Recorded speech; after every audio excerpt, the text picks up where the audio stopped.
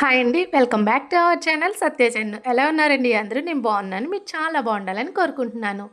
ఈరోజు వీడియోలో బీరకాయ అలసందల కూర ప్రిపేర్ చేశాను మా ఇంట్లో. సో అది ఎలా ఉందో మీకు ఒకసారి షేర్ చేసేస్తాను. ఇప్పుడు క్యాటరింగ్లో బీరకాయ అలసందల కూర కూడా ఇస్తున్నారు కదా, నేను కూడా ఒకసారి టేస్ట్ చేశాను. సో ఎలా ఉంటుంది అని ఇంట్లో ప్రిపేర్ చేశాను. చాలా టేస్టీగా వచ్చింది.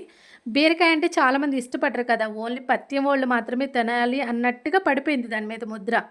సో అది చాలా హెల్తీ అనమాట మన ఆరోగ్యానికి. దాని తొక్కు కూడా మనకి యూస్ఫుల్, చాలా ఫైబర్ ఉంటుంది.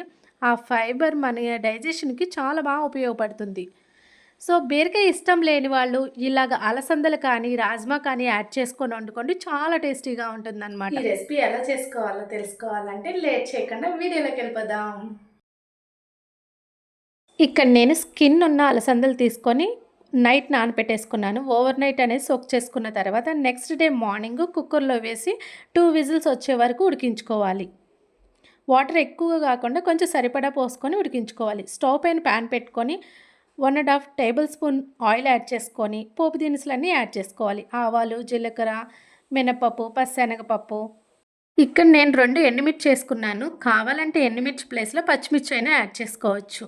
కరివేపాకు కూడా యాడ్ చేసుకొని పోపు కొంచెం ఫ్రై అయిన తర్వాత 1 ఆనియన్ని చిన్న ముక్కలుగా కట్ చేసుకొని యాడ్ చేసుకోవాలి. ఈ కర్రీలో మరీ ఆనియన్స్ ఓవర్గా ఫ్రై అవ్వాల్సిన అవసరం లేదు. కొంచెం లైట్ ట్రాన్స్పరెంట్ అయిపోతే సరిపోతుంది.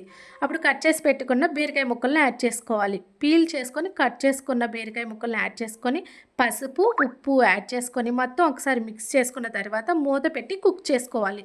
ఎందుకంటే బీరకాయలో వాటర్ క్వాంటిటీ చాలా ఉంటుంది. అది రిలీజ్ అయ్యి బీరకాయ అనేది సాఫ్ట్ అవుతుందన్నమాట.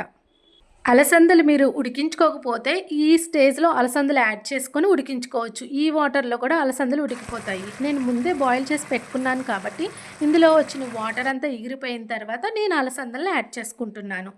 మొత్తం కలిపేసుకొని మూత పెట్టుకొని ఒక 2 మినిట్స్ అనేవి మగ్గనివ్వాలి. బీరకాయ నుండి రిలీజ్ అయిన వాటర్ ఎగిరిపోయిన తర్వాత కొంచెం సాల్ట్, 1 టేబుల్ స్పూన్ కారం యాడ్ చేసుకోవాలి. అంతా కలుపుకొని 3-4 మినిట్స్ అలా మగ్గించేసుకొని లాస్ట్లో కొత్తిమీర యాడ్ చేసుకుంటే టేస్టీ అనే అలసందల బీరకాయ కూర రెడీ అయిపోతుంది. బీరకాయ తిని తిని బోర్ కొట్టేస్తే ఇలా ఒకసారి డిఫరెంట్గా ట్రై చేయండి. చాలా టేస్టీగా ఉంటుంది. దట్టు హెల్దీ కూడా. Protein and fibre rich curry. కూర దగ్గరగా వచ్చిన తర్వాత స్టవ్ ఆఫ్ చేసుకొని దించుకొని ఈ కర్రీ రోటీతో కానీ రైస్తో కానీ సర్వ్ చేసుకొని తింటే చాలా కమ్మగా ఉంటుంది. వీడియో మీకు నచ్చితే లైక్ చేయండి, షేర్ చేయండి. Please do subscribe my channel Satya Chennu. Thank you for watching.